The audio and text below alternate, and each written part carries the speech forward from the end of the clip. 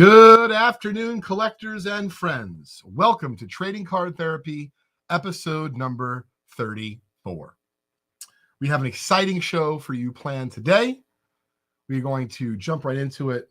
Grateful and very thankful for you to be tuning in, whether it be live during the stream or if you're watching it afterwards on our YouTube channel, or of course, wherever you get your favorite podcast, such as Apple and all those other places like Spotify. Hey, what's up, TC? How are you? So first thing I wanted to get into, and it's a little bit of a nerdy topic, but we don't do it enough on here, and I thought there might be some value to the community. I want to talk about a card I recently got back from grading. It's a 1953 Topps Willie Mays. It got an SGC 2.5. What's up, Harry? Thanks for tuning in. So this is one of my favorite cards from the 1953 Topps set, this and the Mantle. And if you didn't already know, these, of course, are drawings. I'm going to show this on Instagram as well. So the cards were produced, all these images, from original art. And some of that original art was actually auctioned by Robert Edwards Auctions a number of times through the years. Highly coveted, highly desirable in our industry. So what I want to talk about today with this card is the technical aspects of grading. And what I'm thinking is over the next several weeks, I'm going to choose randomly cards that come back from grading and talk about why I think they graded what they did and see what the feedback is, see if you folks enjoy that content. So without further ado, as you can see, we are looking at the 1953 Topps high number of Willie Mays. It graded 2.5. Now, I'm not sure how great you'll be able to see this on camera. And of course, I will be able to show it again for Instagram, but not at the same time as YouTube.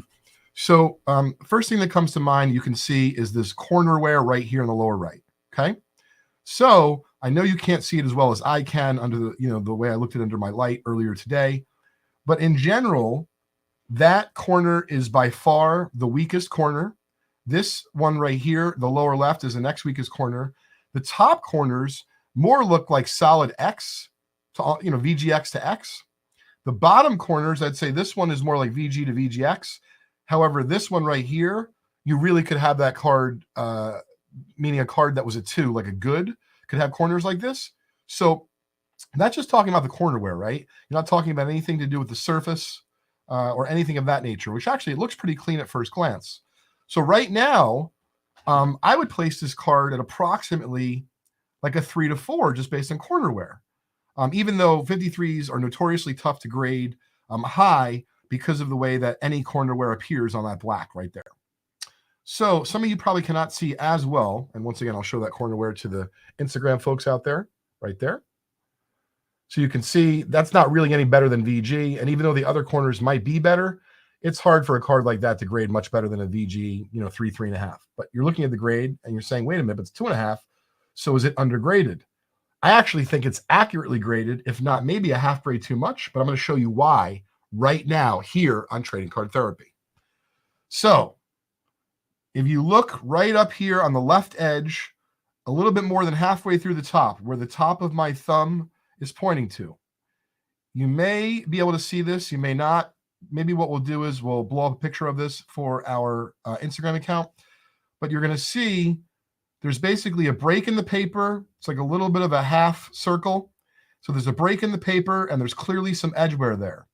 So I know you folks cannot see it as well on the camera, but at least in my experience through the years, and I'll show that to the Instagram family as well, right there.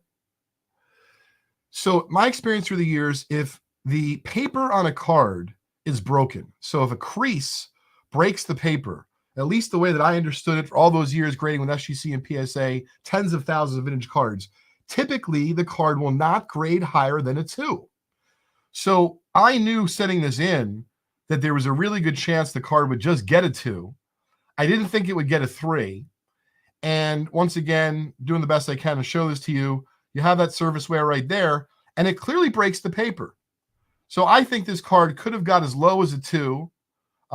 But I think that because of the way that the rest of the card looks, the eye appeal overall, how the top corners more look like VGX to X, even though that one's got a little bit of wear and that one's certainly the worst one. Maybe it's like a VG-ish type corner. Even though that breaks the surface here, it's not really ugly. It's not apparent at first glance.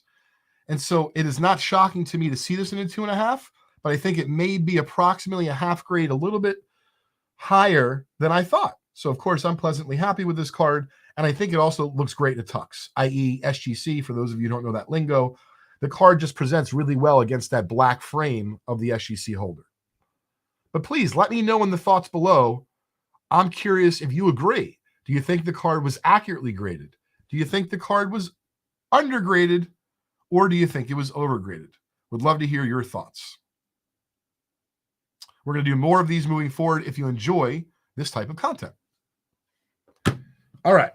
Next up is a special card we just got back from PSA. Not that Willie Mays was not, but this card in particular was special because it got a high grade, and therefore I was upcharged by PSA. So for those of you who kind of don't know what that means or what that lingo is, you send cards into PSA or SGC, which are the two major grading companies, but of course there's others like Beckett and ISA. These are also great options. So if you send in a card and the card ends up getting a higher grade than you thought, therefore works potentially exponentially more, you may get upcharged. Therefore, they may charge you more money. In other words, if you've got a card graded for $150 and it's worth X amount more, they might charge you $150 more. Just depends on what the value of that card is. So in this case, I know what I was hoping for. I know what I thought I would get. I was hoping for an 8. I thought it would get a 7 because that's just kind of how it goes sometimes with vintage grading. First time I graded it from a fresh collection, check out this beauty right here for the first time ever on Trading Card Therapy. Gorgeous 1958 Topps Mickey Mantle PSA 8, very sharp corners, maybe a smidge off centered left to right, which candidly is probably the reason why it didn't get an 8.5, because it has the attributes of an 8.5. What's up, Charles? What's up, Nick? But this just goes to show you, if you send in quality cards to the grading companies, you can achieve quality grades. You won't always get the grade that you want. You will not always get the grade that you feel you deserve. But part of what I'm going to try to do with Trading Card Therapy is bring to you more knowledge, and at the very least, start a discussion about grading that's healthy, and not always be complaining about you didn't get the grade. Just maybe talk about why I think it graded what it did. And so for this card, I think it's accurately graded. Just because I thought it would grade a 7 doesn't mean I thought it was a 7. I just thought, like, they're conservative. Who knows? But this is a beauty. Shout out to TC who's watching. Mick is his dad's favorite player. Showing this off now on Instagram so the folks on IG can see as well. Would love to know the last really big vintage card you graded with PSA or SGC. Drop me a note, either on here or send me an email. Send me a DM. Even if it's not for sale, just love to see great cards.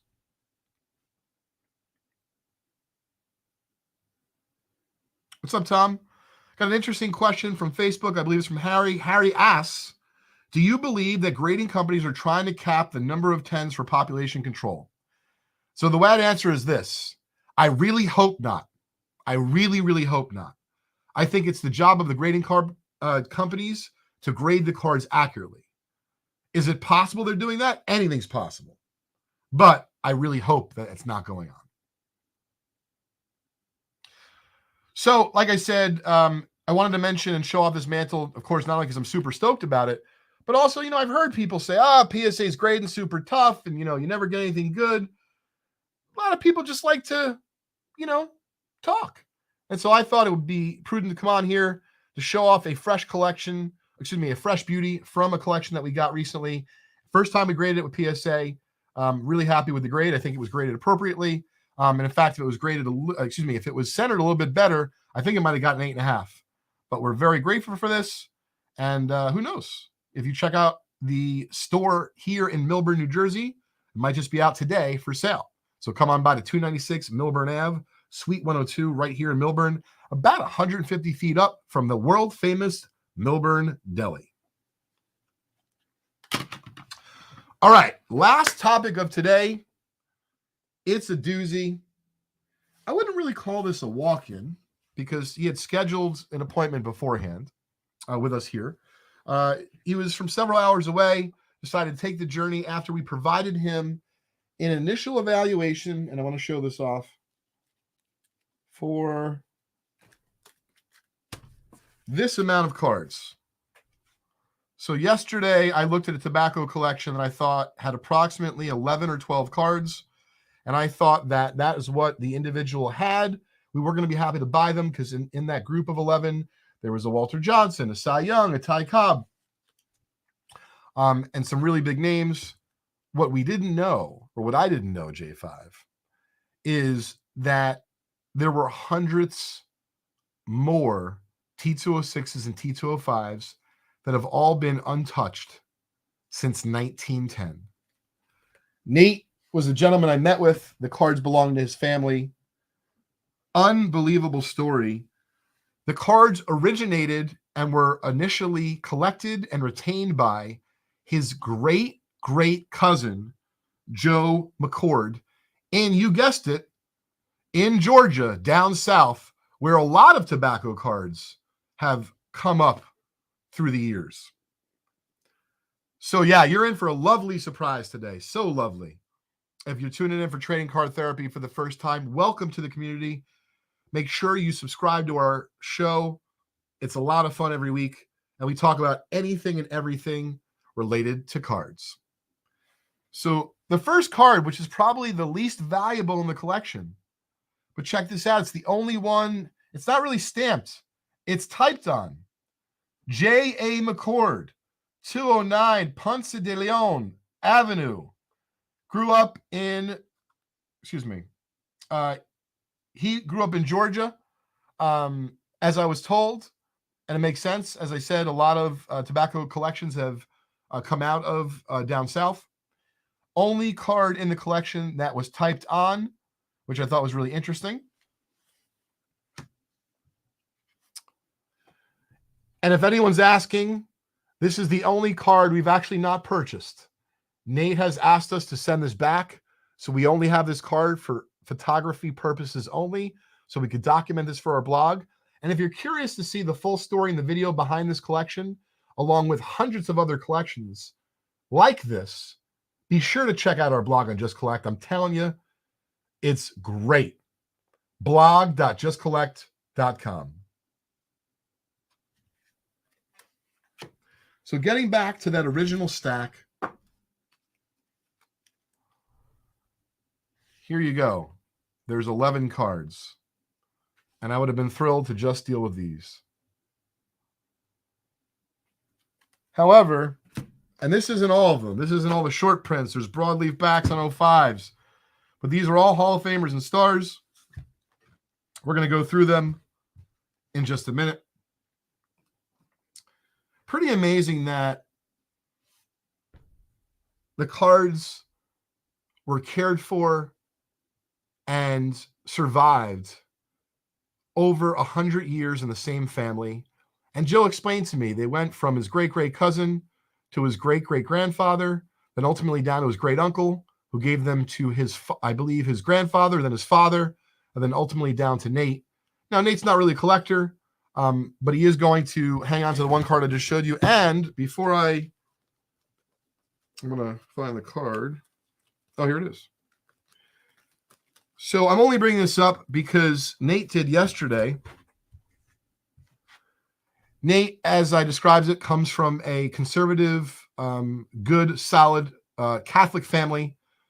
Very little, if any, cursing went on as a child.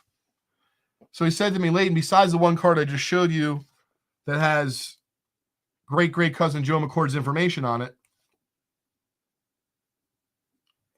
there's one card, and he appreciated because we were recording. He didn't want to curse. We'll curse here. There's one card that has the words shit on the back, and they don't know if they didn't like this player or not. Well, you wouldn't believe it, but it is a Hall of Famer. So we're evaluating the cards. We're looking for rare backs, all that kind of good stuff. We get to the Frank Chance. We turn it over. It is, in fact, a rare back. It's known as the shit Piedmont back. So check that out. This card is ours. We are not sending this one back, but he is going to get the Joe McCord typed on Harry McIntyre, Brooklyn and Chicago variation. So I thought that was kind of neat. We're going to get right into the collection now, and I'm going to show you just the first 11 or 12 cards that Nate and his family contacted our company, Just Collect, about. So in other words, they sent us a handful of images. We're like, oh, of course we're interested in these cards. We provided an evaluation for them. We let them know what we thought they were worth. And then we told them what we would be willing to pay for them. Hey, what's up, Monty? I agree with you. We're going to try to see if PSA will indicate a new back in the pop report on psacard.com known as the Piedmont shit back. Right now, I think it's pop 1. Precursor of the Billy Ripken. Yeah, I agree with you. Thanks, Tom. All right, so here is the first 11 cards, which already was enough eye candy for us here. So what I have to do is make sure I show off each one here and on IG. Thanks for tuning in on IG. If you haven't already, please like and follow our Trading Card Therapy Instagram account. Nice dark cap of Maddie.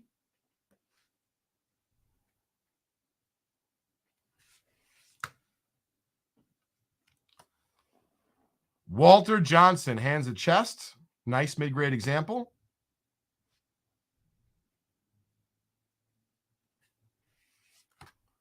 Here's our first sighting of Ty Cobb. Charles, his collection's got great eye appeal all throughout. Thanks, Harry.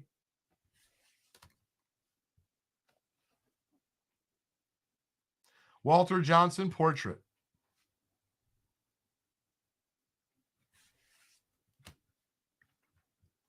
Second Cobby.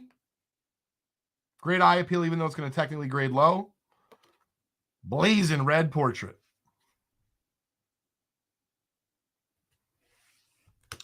Now we're going to get into some of the 05s. Once again, this is only part of the initial 11 cards. Cy Young.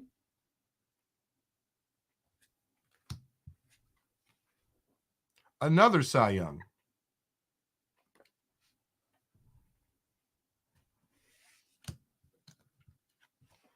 Here's Maddie. There's actually a pair.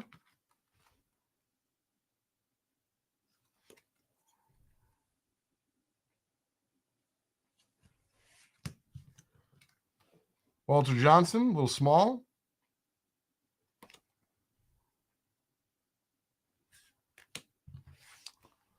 And you got a Cobb, T205. As I mentioned, one more shot of the shit back. And then we're going to get into the rest of the Hall of Famers and stars. Even though this is not all of them, this is a lot of them. All in all, combined between T205 and T206 tobacco cards, there are over 400 cards that we are proud to be bringing to the hobby in a fresh collection that has not seen the light of day since 1910. Charles, great question. They were stored in a little box. They were in the safety deposit box for the last number of years. Only recently, they put the cards in those tobacco card sheets. So when I took them out yesterday, I put them in card savers. Excuse me, the Stars and Hall of Famers. And that was the first time these cards have actually ever been in individual holders. Well, we tried, TC, but you know, when you're writing shit on the back of cards, it is what it is.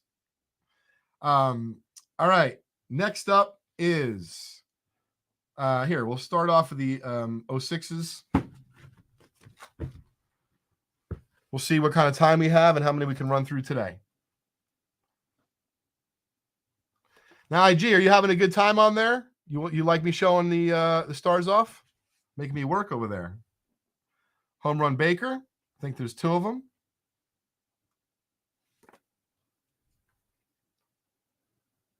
You got it, Charles. We're happy to do some trades with you.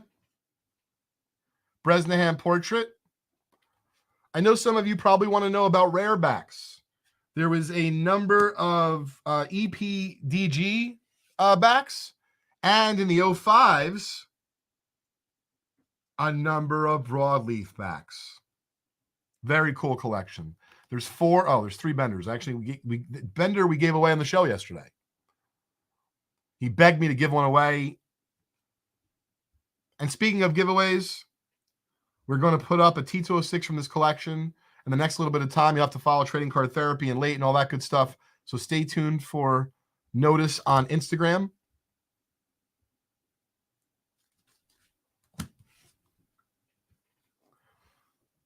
A Mordecai Brown portrait.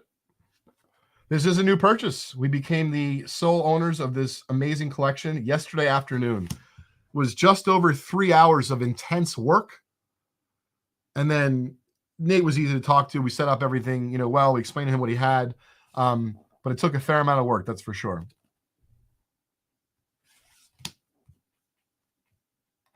Chance yellow and red portraits.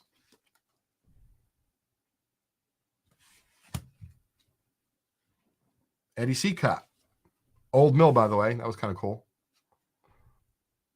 There is some old mills in the collection. Fred Clark.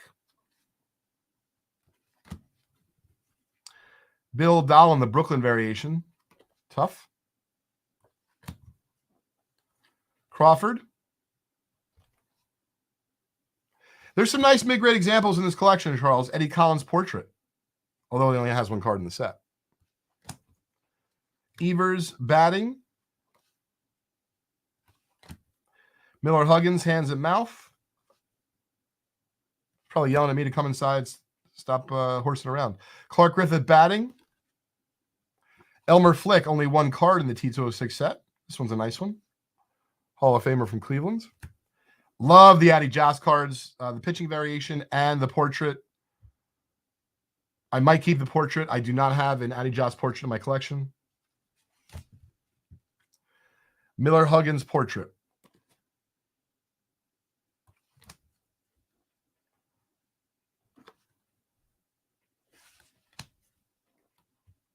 Couple more cards. All three variations. One of my favorite cards in the set. Love that background. I might keep that as well. Willie Keeler, Hall of Famer from New York. If that's not your favorite T206 card in the set, what is? Let me know in the comments. Would love to know. Tris Speaker and that gorgeous blue background. Hey, what's up, Rye? Appreciate you joining, and I'm glad that you are enjoying today's show. It's really a lot of fun to show these off. And, of course, to go out and find them. McGraw. Another McGraw. Rube Waddell portrait. It's become a very popular card in the set in recent years. Only man with a mustache in the T206 set. John Titus. Take our hands on knees. Eddie Walsh portrait. Nice card. Zach Wheat.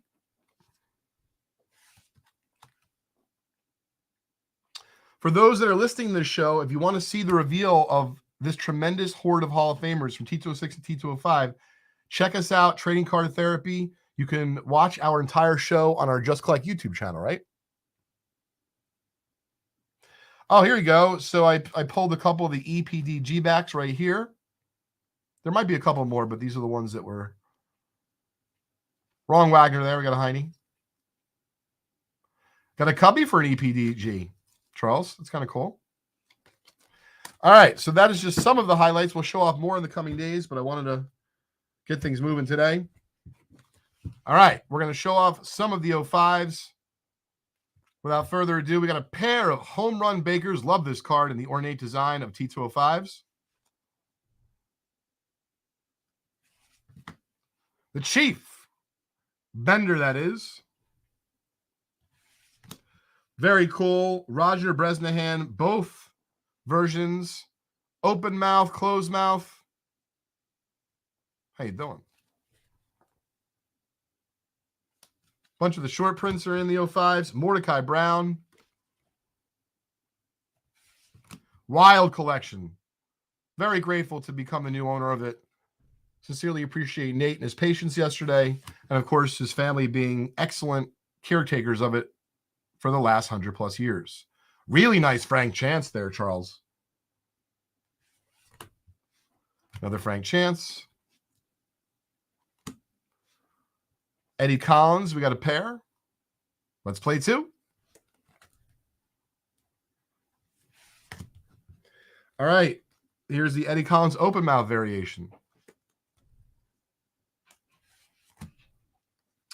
Hugh Duffy,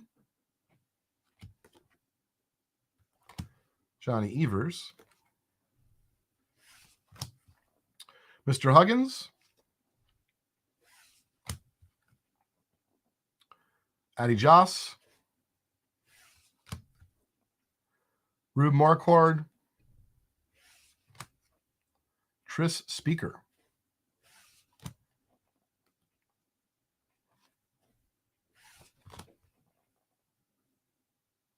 Bobby Wallace, both variations.